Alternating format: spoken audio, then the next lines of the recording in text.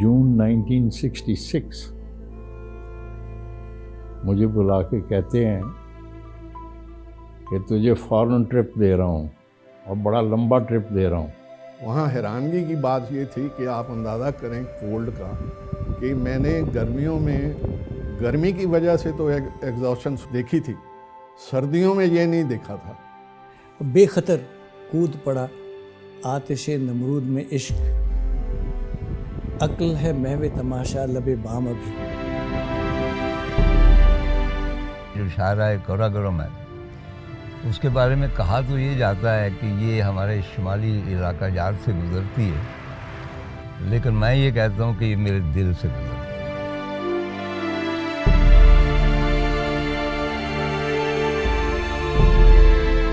तो वो कहने लगे जी कि अल्लाह ताला ने ये जो फौज भेज दी और जो चाइनीज़ आ गए, ये हमारे लिए नेमत है, हमारी तो नस्लें बदल गई। ऊपर अल्लाह ताला, नीचे मौत, दरिया, समझ गए? 8,000 feet above sea level. This force will finish where we are. We will all freeze.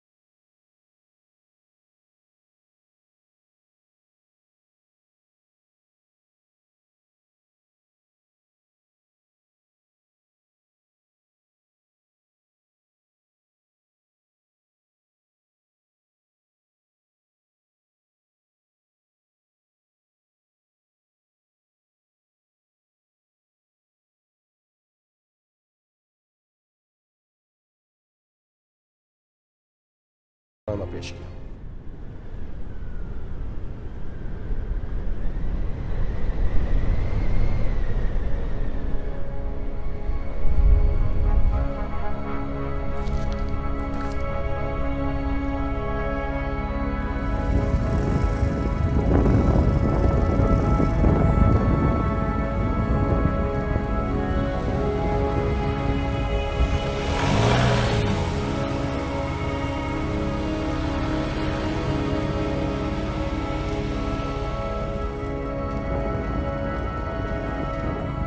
मेरा नाम मोहम्मद मुमताज़ खालिद है। मैं PMA में 36 PMA मेरा कोर्स है। 8 इंडियन बटालियन से मैं इन्फेंट्री स्कूल गया। इन्फेंट्री स्कूल से मैं फिर पोस्ट हुआ KKH में।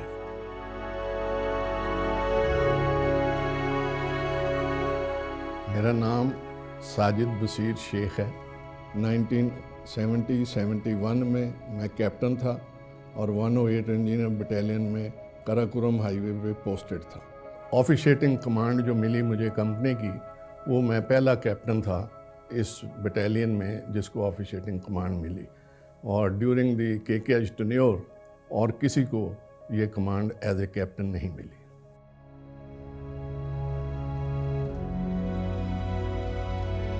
मेरा नाम सबीउद्दीन बुखारी है और ये जो इंटरव्यू है उस पीरियड का है जब मैं कैप्टन था। अक्टूबर 1970 से अक्टूबर 1971 तक, जबकि मैं कराकोरम हाईवे पे पोस्टेड था। ये कराकोरम हाईवे जो है ये चाइना पाकिस्तान फ्रेंडशिप हाईवे भी कहलाता है। This is the highest paved international highway in the world. दुनिया में कहीं और एक कारपेटेड हाईवे जो है वो मौजूद नहीं है सिवाय इसके, क्योंकि ये जो खुंजराब पास है जहाँ बॉर्डर है पाकिस्तान चाइना का, वो 16,500 फुट के ऊपर है। आप अंदाज़ा करें वहाँ तक ये मेटल रोड बनी है, तो इतनी हाइट पे जाने के लिए मशीनरी कैसे ऊपर जाती होगी और कैसी होगी।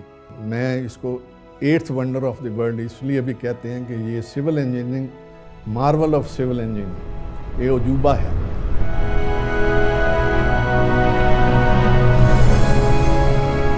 जिस टेरेन में ये बना हुआ है, आप ये देखिए कि उसमें ब्यूटीफुल वैलीज आती हैं, उसमें गॉर्जेस आते हैं, उसमें टनल्स बनी हुई हैं रॉक के अंदर, और जो बंदा हैरान होता है कि ये टनल्स कैसे बनी।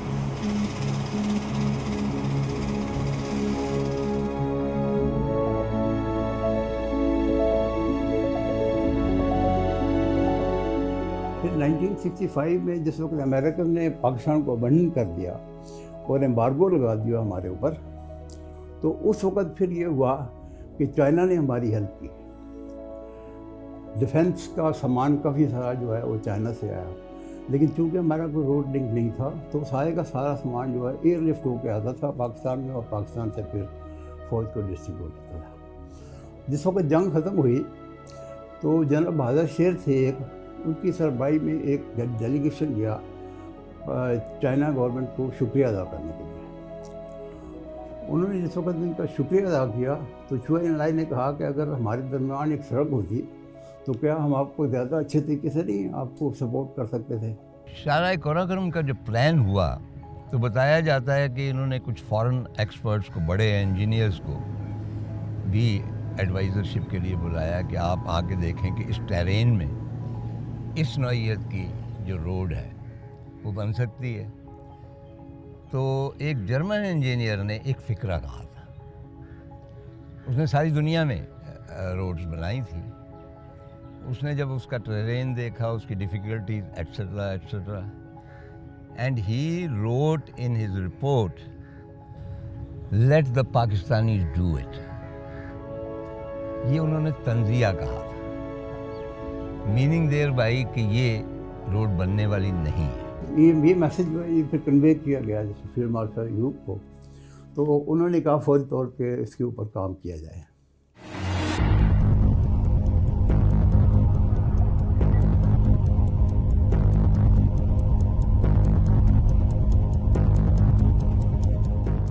लेकिन यहाँ कंस्ट्रेंट क्या थी, काम फौरी तौर पे शुरू किया जाए, फौरी तौर पे शुरू किया जाए। ना एस्टीमेट बना, ना PC1 बना, ना सर्वे हुआ, ना कोई और चीज़ हुई। तो इसलिए ये टास्क जो है ये आर्मी को दिया गया ताकि वो फौरी तौर पे इसको शुरू कर सकें। This task could be assigned to any other entity. उसकी वजह यह है कि फ़ौज ही एक ऐसा अदारा था जो इन सब मुश्किलात से गुज़र सकता था। तो अगर ये सड़क को बना सकता था तो आर्मी बना सकती थी और कोई नहीं बना सकता था। वो एरिया ऐसा है, वो इलाका ऐसा है जिसको हम अंग्रेज़ी में टेरेन कहते हैं कि कोई सिविलियन का कोई कॉन्ट्रैक्टर या कोई कंपनी को काम नहीं कर सकती थी उस इलाके में पहुंचना, रहना, उन लोगों को खाना देना, उनको सपोर्ट करना, लॉजिस्टिक सपोर्ट जिसको हम कहते हैं। तो उस वक्त फिर you needed to a big, very big organisation and nobody could do it except for army and army engineers.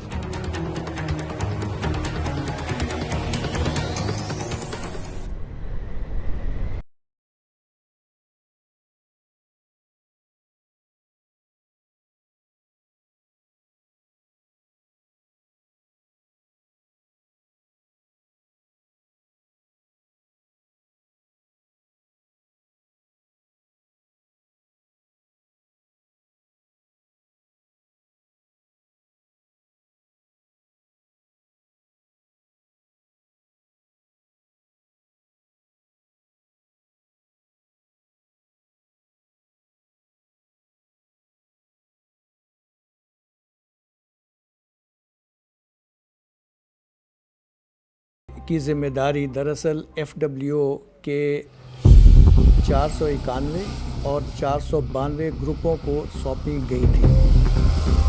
मंसूबा ये था कि 492 ग्रुप बेशाम से गिलगित तक सड़क बनाएगा,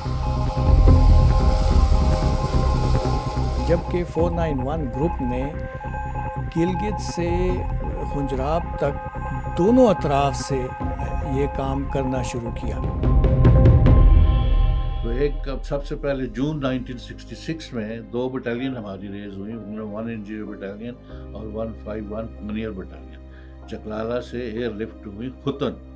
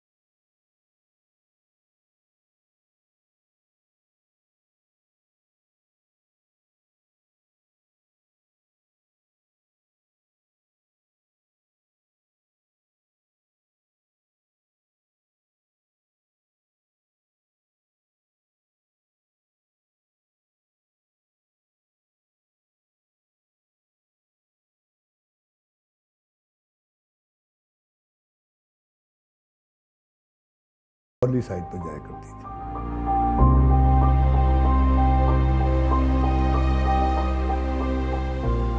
At the time of my posting to KKH, I was a lieutenant. तो उस वक़्त जो KKH में ज़िम्मेदारी थी, इससे पहले IVR की थी, जो कि आर्मी इंजीनियर्स सरंजाम दे रहे थे। तो KKH की जो बिगनिंग हुई है, that was at the end of IVR projects designation.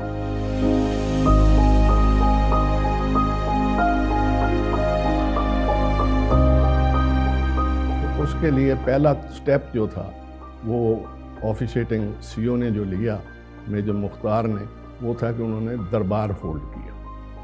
तो उन्होंने ये कहा कि ये सड़क जो बन रही है ये हमारे मुल्क के लिए आइंदा सालों में फ़ायदेमंद खाली नहीं होगी, बल्कि हमारी जो आगे नस्लें आएंगी उनको भी इसका फ़ायदा पहुंचेगा। तो ये था पहला स्टेप जो कि उस यूनिट में लिया गया था, और उसके बाद लोग जो थे वो काफ़ी जोश जज्बे के साथ KKH मूव हुए थे। अब वो फोर्स तो पहुंच गई थी, लेकिन उनके लिए इक्विपमेंट नहीं था कोई भी। तो ज़रूरत इस बात की थी कि त्रास एयरफील्ड को इतना स्ट्रेंथन किया जाए कि उसके ऊपर जहाज़ उतर सके। तो फिर अमेरिकन्स को कहा गया कि आप हमारी मदद करें। तो अमेरिका की एक टीम आई जो कि फ्रांस से उन्होंने अपने जहाज़ लेके आए C-130। उन C-130 से मशीनरी जो है वो ड्रॉप की गई त्रास, ठीक है, जिसमें ग्रेडर, जिसमें डोजर, जिसमें रोलर्स जो था ये ड्रॉप किए गए वहाँ पे। उससे फिर जो रनवे को है वो स्ट्रेंथन किया गया। उसको रनवे को स्ट्रेंथन करके फिर चार्टर्ड PIA फ्लाइट से सामान जाता था और वो चलास उतरता था, फिर वहाँ से इस्तेमाल होता था। इतने बड़े जो प्रोजेक्ट्स हैं उनमें ये तो लाजमन है कि प्रॉब्लम्स तो ज़रूर होंगे, लॉजिस्टिक्स के, एडमिनिस्ट्रेशन के प्रॉब्लम्स, लोगों के एक जगह से दूसरी जगह, मटेरियल्स को एक जगह से दूसरी जगह लेके जाना। We only had those 3 things that which I have mentioned. कि आपके पास चीज़र थे, हैमर थे, क्रोबार था, और उसी से हम रॉक फेस को क्रैक करते थे, क्रोबार से बोल्डर निकाल लेते थे और बड़े लॉग्स से उसको धक्का दे के नीचे फेंक देते थे। हमने जब ये रोड बनानी शुरू की, हमारे पास कोई इक्विपमेंट नहीं था, कोई मशीनरी थी। हमने ये सड़क गेंती बेलचों से शुरू की थी और गेंती बेलचों से हमने इसके पायलट कट किया माइंड यू पायलट कट जो था, इनिशियल जो फर्स्ट कट होता है उसको पायलट कट बोलते हैं। वो पायलट कट जो था इसका शायद 14 फुट था। हमने 14 फुट की रोड गिनती बेलचों से बनाई। जब शीशगढ़ पे सैलाब आया तो वो वहाँ पे बंद बन गया और सड़क बंद हो गई, तो उस वक्त रिक्वायरमेंट हुई वहाँ पे एक बिजली सस्पेंशन ब्रिज और लॉन्च किया जाए। जब वो लॉन्च किएगा तो उन्होंने कहा कि ये वो गिलगित वाला ब्रिज जो है वो किसने बनाया था? उन्होंने कहा जी वो अरबी खान ने बनाया था।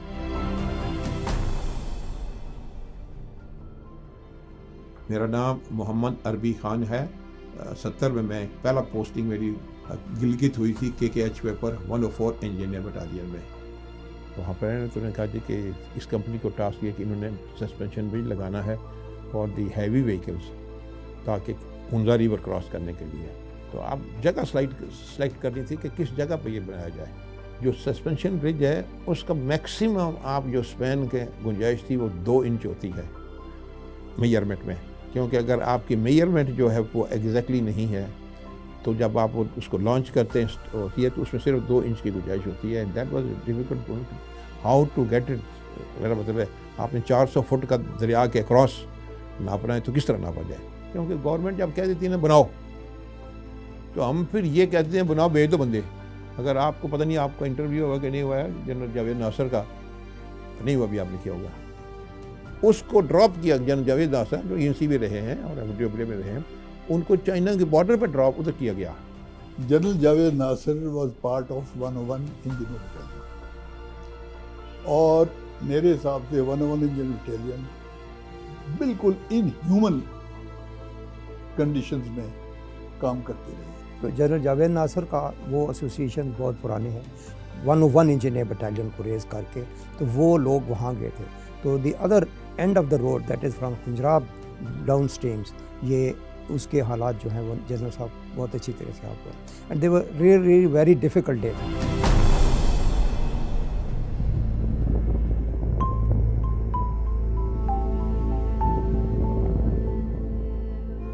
इन जून 1966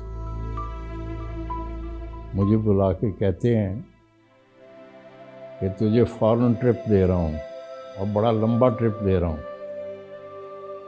अगले दिन सारे पर्टिकुलर्स से गवर्नमेंट लेटर जो है वो आ गया। He will be the accounts foreign exchange accounts officer of this particular group which is going to China. अभी तक ये नहीं बताया था कि सड़क बनाने के लिए जो है ना एंड कोर ऑफ इंजीनियर्स का हमने जो आदमी सिलेक्ट किए हैं उसके तुम इंचार्ज होगे।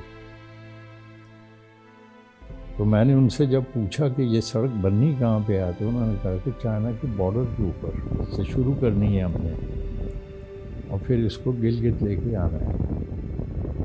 कि अगर चाइना के बॉर्डर से ऊपर हमने इधर आना है तो वो तो 10,000 से भी ऊपर होगा। वो जगह का नाम बताएं ताकि मैं नक्शे में से देख सकूँ उसका आल्टीट्यूड क्या है। तो मुस्करा के उन्होंने कहा कि अभी तुम जाके मैप को देखोगे तो खुंजराब ढूंढना चाइना के बॉर्डर के ऊपर।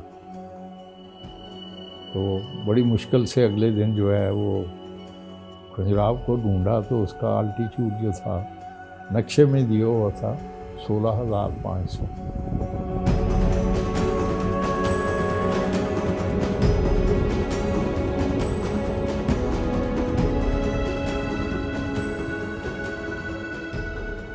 तो ये लोग जो गए थे प्लेन तो पंजाब से उठ के वहाँ पे उनको एकदम डाल दिया गया था। वहाँ पे कोई एक्लेमेटाइजेशन नहीं हुई थी, कोई किसी को वहाँ पे उनकी वो तरबियत नहीं हुई थी, कोई किसी को बताया नहीं गया था कि ये होगा। They were just picked up from this place and placed there to construct the road.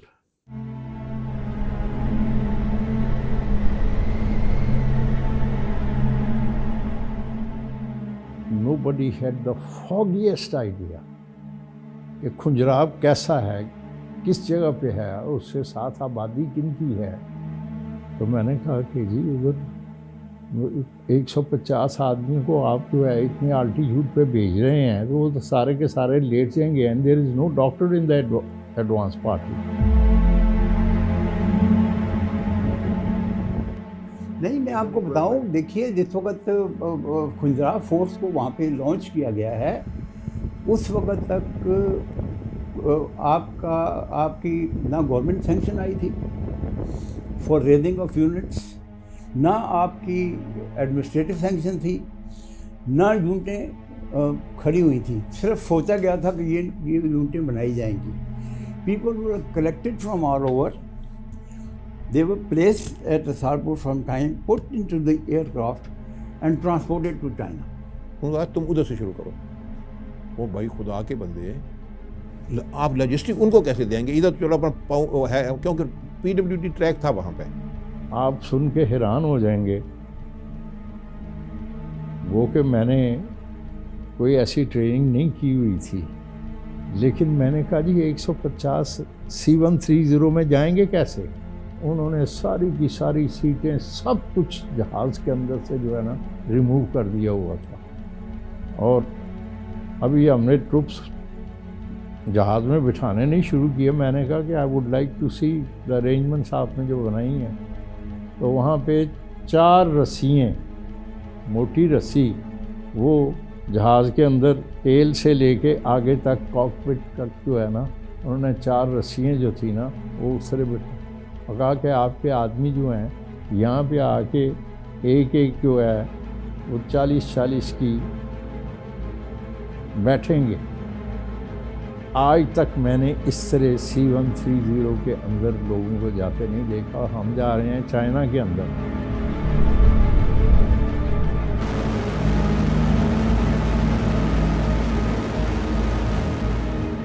जो खुंजरा का इलाका है, वहाँ पे 2 प्रॉब्लम थी। एक तो वेदर का प्रॉब्लम था, extreme cold. The weather was very very cold, इतना कोल्ड कि आप लोग यहाँ बैठकर अंदाज़ा नहीं लगा सकते। और दूसरा height. Having no communications with Pakistan, हम सबको ये प्रॉब्लम था कि हम अब करें क्या, क्योंकि सितंबर के एंड के बाद जो है सर्दी इतनी ज़्यादा हो गई थी। अक्टूबर जिस वक्त शुरू हुआ तो हमारे 5-6 आदमियों के हाथ काटने पड़े। तो पत्थरों की टेम्परेचर जो है, जो एटमॉस्फेयर की टेम्परेचर थी उससे भी तकरीबन थोड़ी सी नीचे ही होती थी। तो वो जो पत्थर जो है ना वो चिमट जाते थे हाथ को। तो ये सबसे जो डेंजरस चीज़ हुई थी वो हमारे साथ ये हुई थी, that if you don't bring this force to lower altitude, this force will finish where we are, we will all freeze.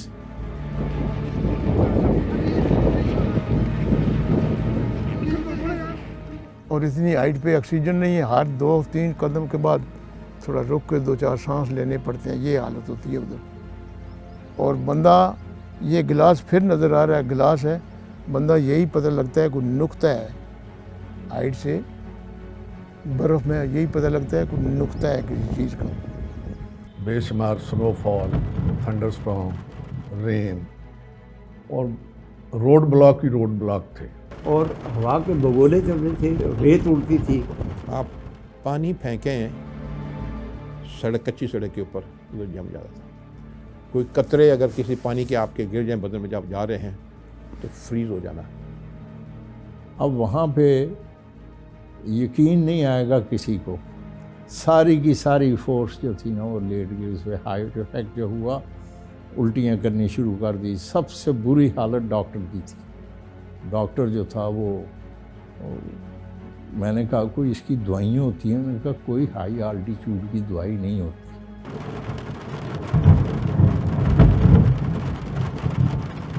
आपके नज़दीक ये सुस्त एरिया में फंस गए, उनको कोई मुश्किल हुई तो उन्होंने एक सिग्नल दिया कि हमें ये चीज़ चाहिए या ये आर्डर दो कि जी प्लीज़ इमीडिएट एक्शन लें। तो इधर से जवाब गया सिग्नल का कि जी please justify what you want और व्हाट डू यू मीन, आपका क्या मतलब है। तो आगे से उन्होंने जवाब दिया, हमने माना कि तगाफुल न करोगे लेकिन खाक हो जाएंगे हम तुमको खबर होने तक। बेखतर कूद पड़ा आतिश नमरूद में इश्क, अक्ल है महवे तमाशा लबे बाम अभी।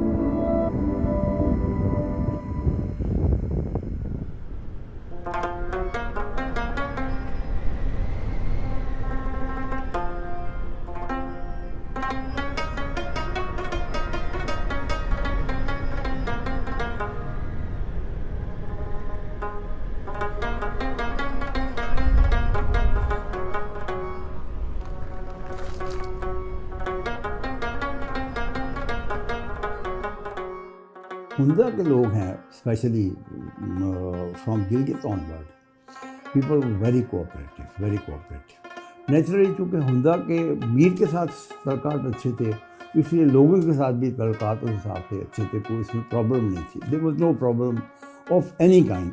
मेरा इलाका तो गिलगित बल्तिस्तान में नहीं था, ये तो था इंडस कोहिस्तान में, ये जो बिशाम से चिलास तक का इलाका है। तो इंडस कोहिस्तान ऐसे लोग रह रहे थे जब IVR बन रहा था, इंडस वैली रोड, कि जैसे वो स्टोन एज में होते। वो रोटी जो है, ये जब हम कराकोरम हाईवे बनाने के तब की भी बात कर रहे हैं कि रोटी जो है वो पत्थर को गर्म करके उसके ऊपर बनाते थे। तो पहले तो वो स्केर्ड थे कि ये तो मामला वो है कि जैसे आपने अभी कहा कि जी ये शायद टेक ओवर ही कर लेंगे या क्या होगा।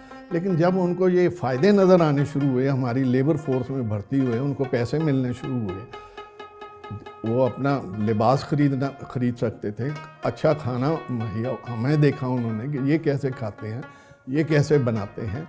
तो वो जो ये सारी चीज़ें ट्रांसफ़र हुई उनको में लाइफ चेंज आ गया। मसलन राशंस में हमें मीट एंड हूफ जो था वो था, बकरे हमें देते थे। तो जो उनके विलेज हेडमैन थे या नंबरदार जो अच्छे करते रहते लोग थे, वो फिर हमारे ये सप्लाई कंट्रैक्टर हो गए, और उनकी लाइफ जो थी वो नोमैडिक लाइफ से फिर सेटल्ड लाइफ की तरफ आनी शुरू हो गई।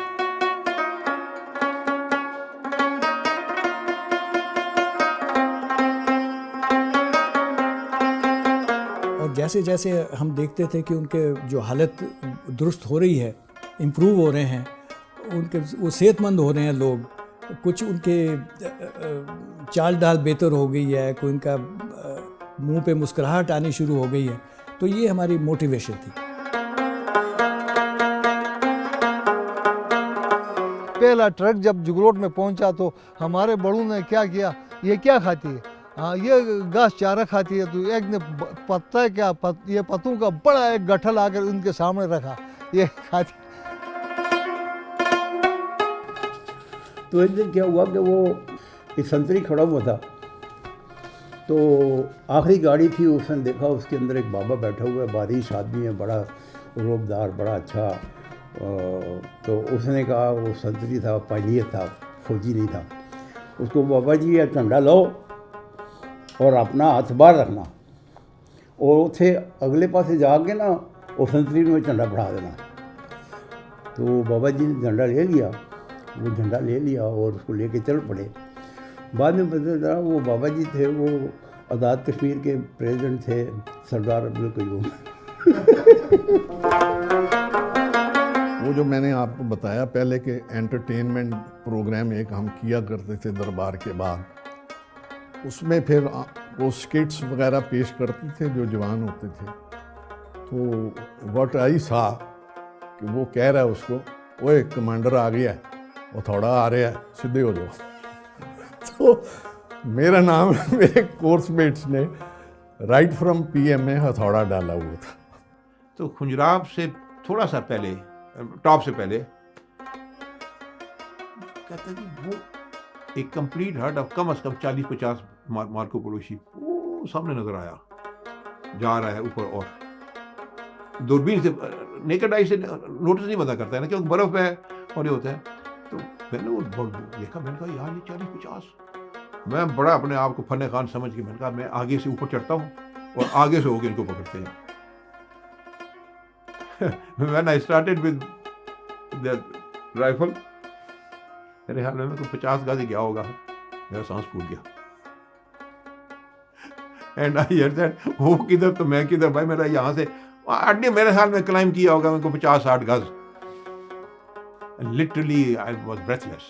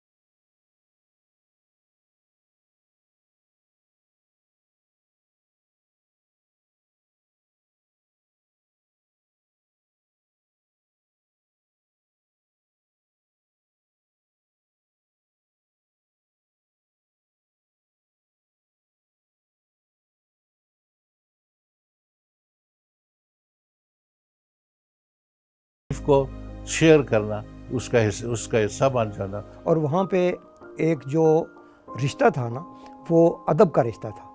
वो लोगों को पता था कि ये हमारा ऑफिसर है, इसके साथ हमने किस तरह बिहेव करना है, क्या करना है। मजाक भी चलता था, गपशप भी चलती थी, डांट डपट भी होती थी, लेकिन उसको लोग उस तरीके से नहीं लेते थे जो कि जिससे वो हर्ट हो। तो इस तरीके से हम एक बहुत अच्छी टीम के तौर पे वहाँ पे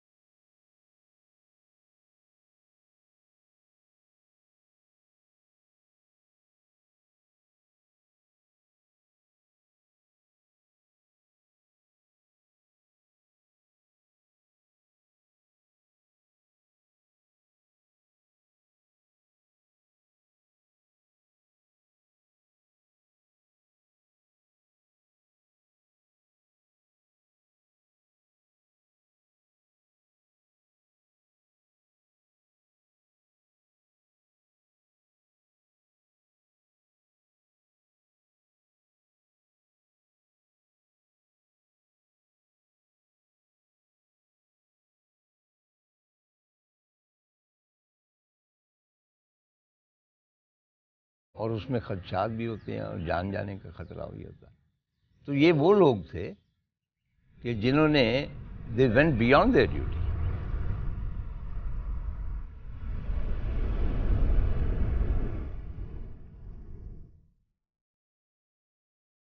एक सैपर की शहादत हर किलोमीटर पे हुई है। मेरा ख्याल है ये आप बहुत कम बता रहे हैं। उन तमाम लोगों की शहादतें इसमें शामिल होनी चाहिए जो यहाँ इस प्रोजेक्ट पे काम करते रहे। मसलन ये हमारे सैपर्स के साथ वहाँ के जो लोकल्स लेबरर काम करते थे। ऊपर अल्लाह ताला, नीचे मौत, दरिया, समझ गए। अगर स्लाइड आ गई तब भी ख़त्म, अगर कोई मसला बारिश पानी आ गया तब भी ख़त्म। यानी दो तरीके थे बचने के, एक दुआ से और एक तौबा से, बाकी उधर बचा नहीं है कोई। उधर से गड़ गड़ गड़ की आवाज़ आई and I saw black smoke, और ये 3 बंदे रास्ते बीच में हैं। ये वो था जो बंदा पत्थर पे खड़ा था। मैंने कहा आपको, हमने देखा ना, वो इतनी ऊंची थी, बड़ा बोल्डर था, height of about this room. वो उसके ऊपर खड़ा हो गया कि साइडों से निकल जाएगी। तो I saw it my self कि जब वो आई है लहर पर पीछे वाली, it was above his height and I saw him. उसको जब लगी ना तो गिरते हुए।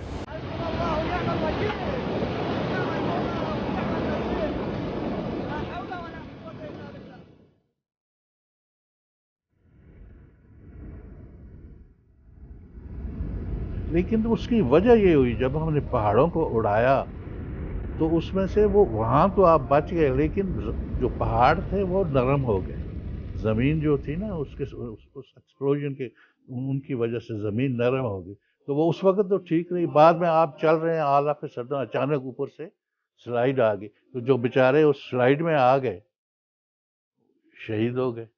तो सीटियाँ बजी, तो वो जो सिविल लेबर थी, वो जो काम कर रही थी उस वक्त,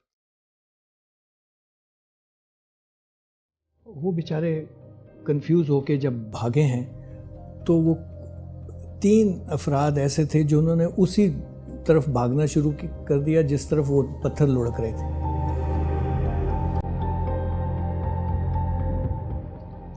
बजाय इसके कि वो साइड पे आ जाएं, वो उधर ही भागना शुरू किया।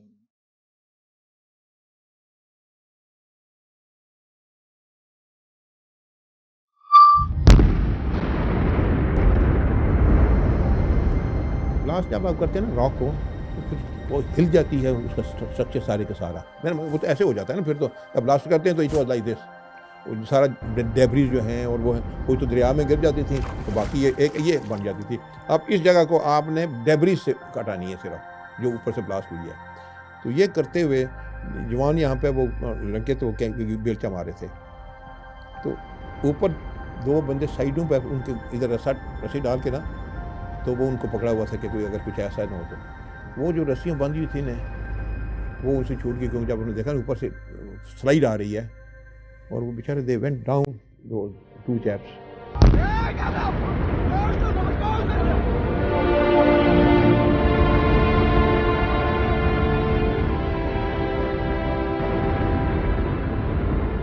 जब तो सड़क की अभी 1 इंच भी नहीं बनी थी, उस वक्त 4 आदमी हमारे जो थे वो उसी वजह से शहीद हुए थे, आल्टीट्यूड की वजह से। देखें, नेचर टेक्स इट्स कोर्स, उसको कभी आप बंद बांध के नहीं रख सकते। सैलाब आते हैं, मोस्ट एडवांस कंट्रीज़ में भी सारा कुछ होते हैं, तो यहाँ भी नेचर बड़ी स्ट्रॉन्ग है। भुरभुरे पहाड़ हैं, काराकोरम मीन्स काले भुरभुरे पहाड़, और उन्होंने गिरना है। हाफवे बिटवीन सुस्त एंड खुंजराब, शेपर्ड्स अपनी बकरियों को लेके जाते थे, तो उन्होंने किसी तरीके से, या जो सुराख उनमें थे उनके अंदर लकड़ियाँ डाली हुई थी और उसके ऊपर फट्टे डाले हुए थे। तो वहाँ पे जो है ना, सबको खड़ा करके उनको डेमोन्स्ट्रेशन दिलवाई गई कि तुमने यहाँ से जिस वक्त गुजरना है ना, तो तुमने पहाड़ की तरफ वर्टिकल जो है ना, उसके ऊपर उसकी तरफ देखना है और मुड़ना नहीं है। अगर तुम मुड़े तो तुम्हारा जिस वक्त बिस्तर लगेगा पहाड़ को, जो वर्टिकल फेस को, तो वो तुम नीचे गिर जाओगे। 4 people died। मेरी यूनिट में एक एक्सीडेंट में 22 बंदे मेरी आंखों के सामने, 22 बंदे। और माइंड यू, वो जो पत्थर उनके ऊपर गिरा आकर, उस पत्थर को हमने ब्लास्ट करके उड़ाया, उनकी लाशें निकाली। पैनामा कनाल जो बनी, हूवर डैम बनी, वो अमेरिका जो कि दुनिया का अमीर तरीन मुल्क था, उसने बनाया। जो दुनिया का टेक्नोलॉजिकली मोस्ट एडवांस्ड कंट्री था, उसने बनाया। हमारा यहाँ पे जो ये मार्वल है, वो तो ये है कि हमारा ये सारा ह्यूमन एफर्ट इस पे लगा है। ह्यूमन एफर्ट, हमारे पास भाई वहां पे कंप्रेसर नहीं जा सकता, वहां पे बुलडोजर नहीं जा सकता, सड़क ही नहीं है ना, कैसे जाएगा। It is the factor of your quality of your manpower, quality of the army manpower. सीधी बात है। ये बंदे जो इतने शहीद हुए हैं, ये ऐसे ही तो नहीं हो गए। किसी बंदे ने ये तो नहीं कहा कि नहीं जी मैं नहीं करता, हो सकता है मैं मर जाऊं। किसी ने तो ये नहीं कहा।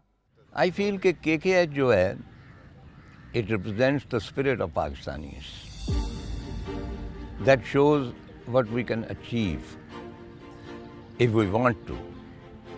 और कोई भी चीज़ हमारे लिए इम्पॉसिबल नहीं है। काराकोरम हाईवे की सिग्निफिकेंस खाली पाकिस्तान तक महदूद नहीं है, और ये खाली हमारा ही एक वेंचर नहीं है। ये 2 मुल्कों को ज्वाइन करता है, चाइना और पाकिस्तान दोनों। और अब it can expand, it can join the other countries also. Internationally, it can be used. 随着这条天然的屏障被超越、被征服，中巴两国之间的友谊也达到了一个新的高度。过去40多年来，这条中巴唯一的陆路通道和贸易走廊，一直视为中巴两国友谊的象征。它不仅拉近了两国关系的时空距离，它也见证了中巴关系持续发展的每个时刻。Reaching new heights. China is expanding the world's highest international paved road, the Karakoram Highway. It's one of the highest paved roads on earth. It's a Chinese revolution in the Islamic Republic of Pakistan.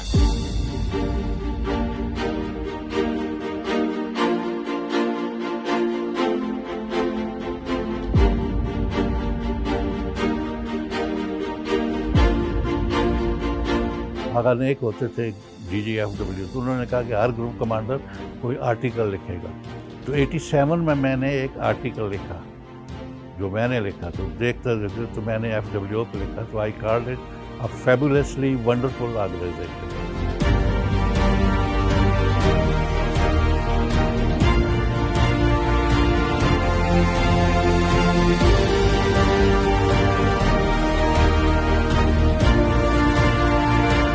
आप imagine नहीं कर सकते कि वहाँ पे life कैसी थी उन खित्तों में, और किस तरह के ऐश ने उनकी पूरी लाइफ को बदल दिया है। जिस तरह चीज़ें खाने पीने की वहाँ जा रही हैं, गोश्त जा रहा है, वहाँ कुछ भी नहीं था। पहले तो रहने को जगह नहीं होती थी वो, तो ये जो एक्सपीडिशन जाती थी लोग इनको अपने घरों में ठहराते थे। अब वहाँ प्रॉपर होटल्स हैं, और ये सारा उनका जो इकोनॉमिक बूस्ट मिला है उनको, ये काराकोरम हाईवे की वजह से मिला है।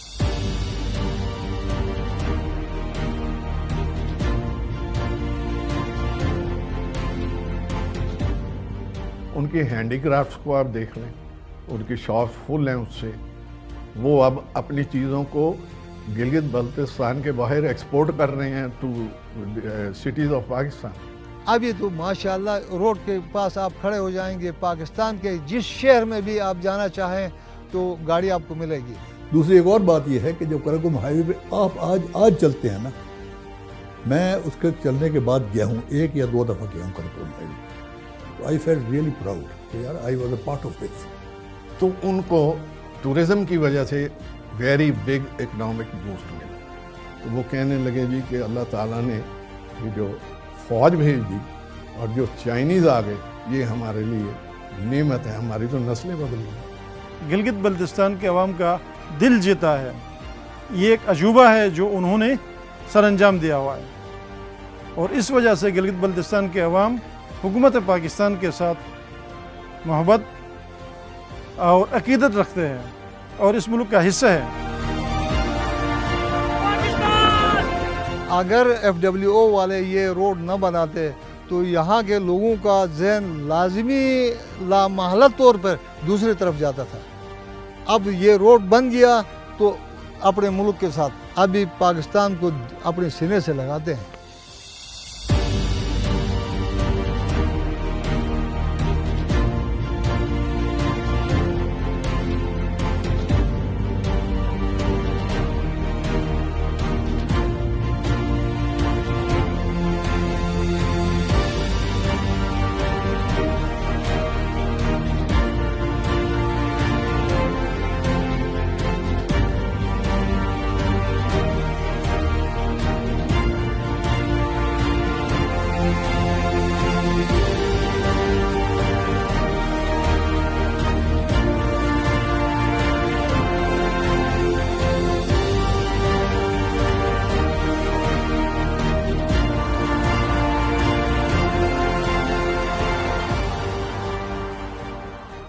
मैं तो कहता हूँ कि ये जो है जैसे 7 वंडर्स ऑफ द वर्ल्ड हैं, इस सड़क का बनाना जो है इतनी डिफ़िकल्ट और इस कदर मुश्किल, वहाँ पे लिविंग वाज सो डिफ़िकल्ट।